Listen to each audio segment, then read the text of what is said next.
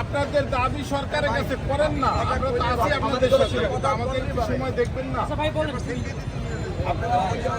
এটা ঠিক না, এটা আপনারা যেটা করতেছেন বেশি বেশি আমাদের সাধারণ জনগণের ভাই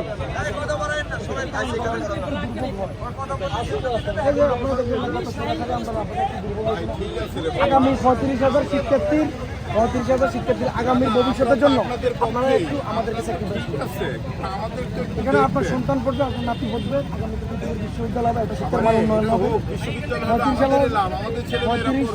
35,000 শিক্ষার্থীর শিক্ষার মান উন্নয়নের জন্য